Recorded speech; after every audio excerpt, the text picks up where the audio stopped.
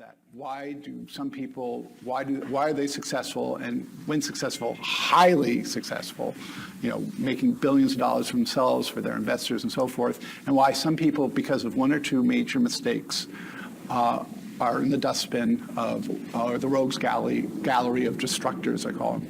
And there are three members of that that you probably know. First one is Travis Kalanick at Uber. And he did not understand how to grow an organization. And so he had a startup culture even when he had 12,000 employees. Wow. And it was no holds bar, very aggressive, go after it, which was fine when he was getting started and why they were so successful. But at 12,000 people, there are definitely employees who are not going to look at that kind of culture very favorably. And so there were lawsuits, discrimination lawsuits and so forth. That then the municipalities that had played the game to disrupt the taxi and limousines got cold feet and started either threatening to pull the licenses or in some cases actually pulled their licenses. And that was a downward spiral. And so he was forced to resign 2.5 years ago.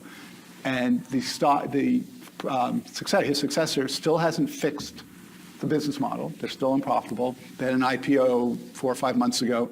It's now 20% lower than it was, and the market is easily 10 or 15% higher. So obviously he destroyed value, and they're still trying to figure out how to do that. My favorite, and I'm sorry that she's a woman, but she is a woman, is Elizabeth Holmes. Oh, and you know about yeah, that's I can say denial is not just a river in Egypt. That was a woman who was totally in denial. Everybody know who she is? Founder of Theranos. Yeah. And my third one is a man who I worked for briefly, Howard Stringer, who took over the leadership of Sony. And under his leadership, and I had left long before that, the stock lost 75% of its value. He had no clue about consumer electronics. So you have Kalanick, who clearly didn't understand how to build an organization. You have Elizabeth Holmes, who from the very beginning wasn't listening to anybody and felt that being tunnel visioned was the way to go, which is exactly a sign that it's not going to work. If you get into this tunnel vision, it's pretty much the kiss of death, no matter what you do. And Howard Stringer, he really wasn't into it.